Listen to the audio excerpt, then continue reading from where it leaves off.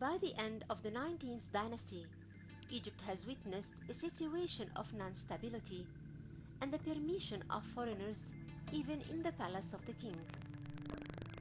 One of the good examples is Erso the Syrian, who managed to get to the throne and could have been one of the mercenaries which Egypt has brought at this time to stand by the Egyptian army. The ancient Near East at this period was overwhelmed by Hindu-European immigrations, some of which settled in Asia and some other in Libya. They were targeting Egypt except for the weakness of King Merenptah. King Ramses III found that he's facing the same challenge, so his only choice was to face it. It was the 5th year of his reign when the Libyan army and their allies of Hindu-European people attacked Egypt's borders, and their excuse was that Ramses II interfered into the Libyan internal affairs in Egypt. The Egyptian army met them in the western delta on their way to Memphis and defeated them badly. The news of this battle was recorded on the walls of Habu Temple in West Luxor, and the excuse was the most important battle fought by the Egyptian army during the reign of King Ramses III is the 8th year battle against the Sea people on their way to.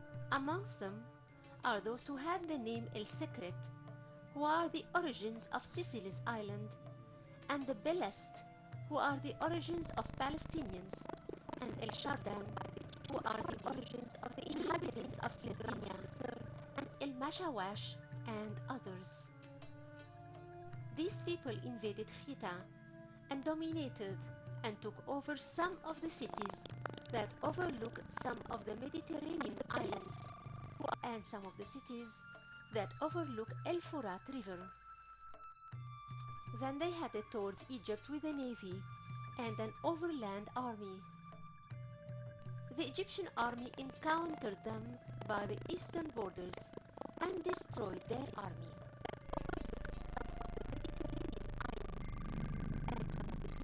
The Egyptian navy intercepted and defied the navy of the Sea people during the 8th year of the reign of King Ramses III.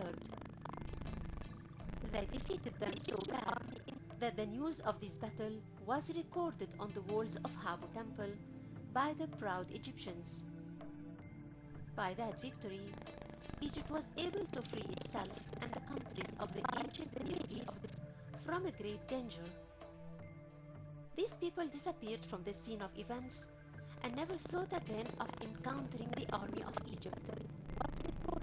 After a few years of catching breath after this vicious encounter and stand up against the Sea people, Ramses III found himself in the 11th year of his reign, facing some of these people, which formed allies with the old enemies of Egypt, who were the Libyans, under the leadership of the Libyan leader, Al-Majid.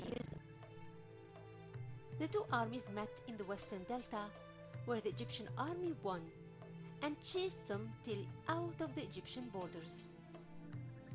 That's how Ramses III succeeded in terminating the Sea people in the east and the west. Later, he may have demonstrated the power of Egypt in Syria and Palestine, and may have reached El Furat River, which his ancestors have reached before. If King Ramses III is attributed for saving Egypt and the area of the ancient Near East from the invasion of the Sea people, and that he succeeded in returning back to Egypt some of its reverence in the states that follow the Egyptian empire, he is also accounted for that big number of constructions which Thebes has witnessed, and other cities as well. For there is Habu Temple in West Luxor, which could be considered Karnak of the West, in exchange for the Karnak temples of East Luxor.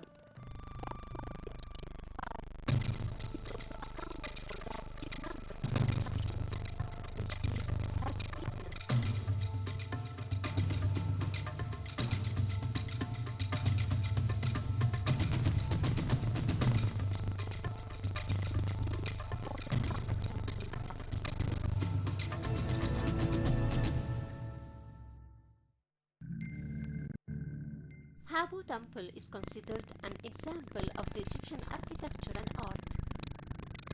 It's also considered a rich record that tells many historical events that happened during the reign of King Ramses III. It also tells the life story of Egypt in that period with all its sides. This temple still keeps the ruins of the palace attached to it. King Ramses III has planned to rest in it during his visit to the temple to perform the rituals. It's accountable for King Ramses III, the temple he has built for Amun, among the collection of Karnak temples, and which is considered the most complete temple amongst the Karnak temples. That's in addition to his tomb in the Valley of the Kings and so many monuments he left in other areas in Egypt. It's counted against him, though, that he went too far in being easy with the priests of Amun, who became a force that appeared across the country. For we see him dedicating endowments for temples and giving away many offerings and exempts priests from many obligations. From Harris Papyrus we know that the land consecrated for Amun's temples reached 10% of the cultivated land in Egypt, in addition to thousands of people to serve the temples, and thousands of cattle as offerings to the god. There were also the gardens and the mines and the tributes coming from foreign countries. This leniency of the king towards the priests of Amun was the actual beginning of the domination of the priests over running things in the country, and later we'll see how they anticipated taking over the power and ruling, and crowned themselves as kings over Egypt.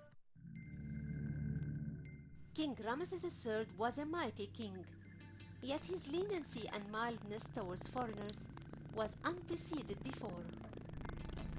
For he had allowed foreigners to occupy some high official jobs in the palace. Moreover, we see them surrounding him in the palace and make plots to take over the ruling and transform life inside the royal palace into a life of frivolous play, after they had recruited many pretty girls who were taken as captives from wars. They have succeeded in preoccupying the king with them to turn his eyes from what's going in and out of Egypt. So we see him pictured in a Syrian tower at the entrance of Abu Temple, playing and joking with the concubines and girls as if he's in a corner of relaxation and luxury. Something that we are not accustomed with concerning the kings of Egypt. The evilness of the foreign palacemen hasn't stopped at that, for we see them bringing over mercenaries, playing the thing which frustrated the Egyptian soldier, and we see them trying to control the economy of the country. The Egyptian people were the victims, so people could no longer have their daily earnings. So we hear about the strike of the workers in the Theban sanctuary in Luxor. They stopped working, for their share of wheat hadn't been given to them for 2 months. The workers attacked the royal granaries, especially the Ramesseum, which is the temple of King Ramses II, who ruled before. From Harris Papyrus, we learn how the Egyptians yelled, saying, "We are hungry." The high officials intervened to calm the Egyptians down, but it was clear that the king was living in his own world and private life, and that the officials and the priests were after achieving more wealth on the account of the people who were getting poorer. These strikes were a clear mark on the falling down of the 20th century and the new kingdom. But it was clear that the king was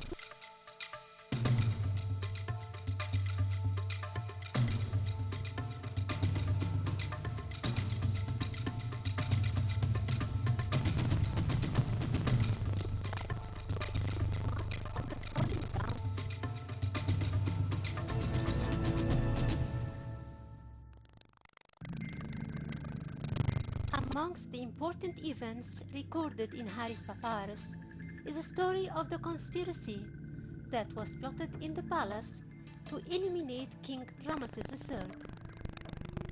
It's known that, according to the multiplicity of the king's wives, sometimes each wife worked to get her son to be a successor of the throne, and later a ruler of the country.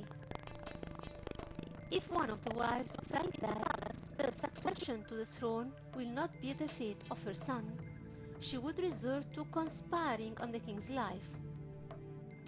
That's what happened to King Ramesses III. One of his wives plotted his killing with the help of some foreigners in the palace and some of the high officials. We don't know from the papyrus to what extent the plot succeeded, and we don't know who is the wife in particular.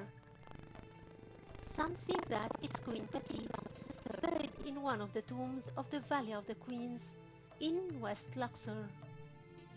The investigations files mention that there were foreigners amongst the members of the court, and that some judges and policemen had spent a night together in which they drank alcohol with one of the suspects, and thus they themselves became suspects.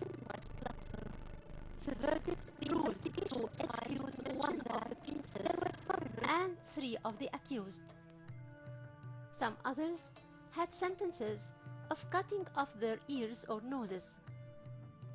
If the final days of that king had these misfortunate events of internal affairs turbulence and the sneaking of foreigners to the palace of the king and the conspiracy upon his life, but there is no doubt that King Ramesses III was one of the greatest warriors and builders of Egypt, and the last one, the final, who had succeeded in keeping the great fearful image of Egypt throughout the entire empire which is subdued to it.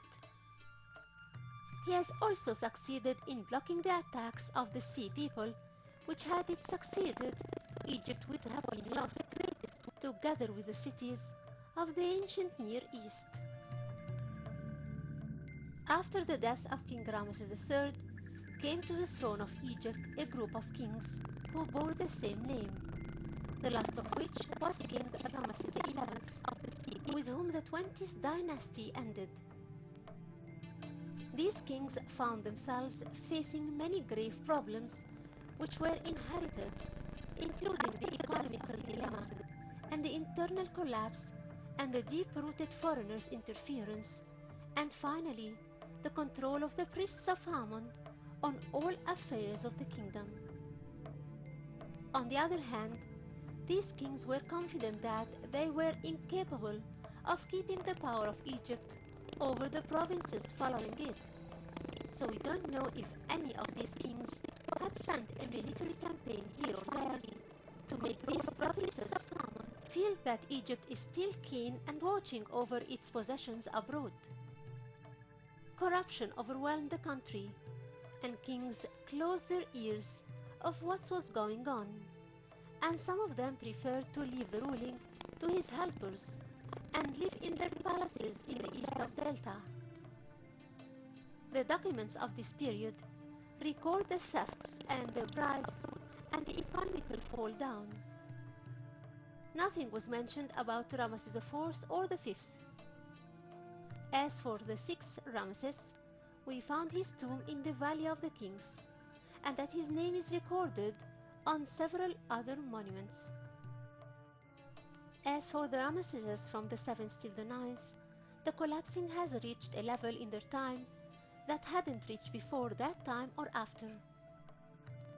It's enough to know that the most famous robberies in the history, which is the robbery of the royal tombs in the Valley of the Kings, happened in the reign of King Ramesses IX.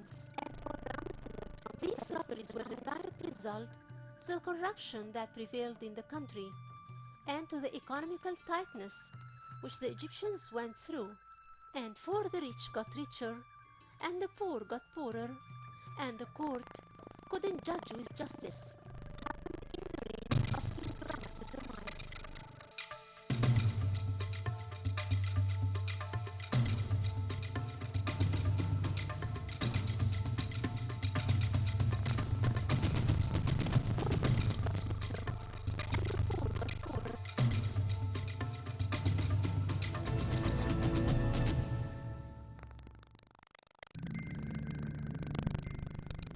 During the reign of the successors of King Ramesses III, the direct result of the internal collapsing in Egypt, both physically and psychologically, was that some people descended so low that they violated the tombs of the kings and others to steal the treasures buried in these tombs and the funerary furniture. They were assisted by the involvement of the officials in what was going on in exchange for certain bribes. They were also helped by their weak belonging to their country, which resulted from the lack of attention they got from the rulers. From the papyrus of Abbot, which is a papyrus of the tombs robbery, we learn that there was a struggle between the mayor of East Luxor and the mayor of West Luxor, where the cemeteries lie under his control. Each of them competed in defending himself and pointing his finger towards the other, looking for gaining more credit from the king's representative or minister. The investigations proved the large extent of the indifference of the officials and their involvement, which led to the robbery of all the tombs of the pharaohs of Egypt and the scattering of its mummies here and there. Only God and destiny preserved to us the tomb of King Tutankhamun, which the eyes of the thieves failed to see.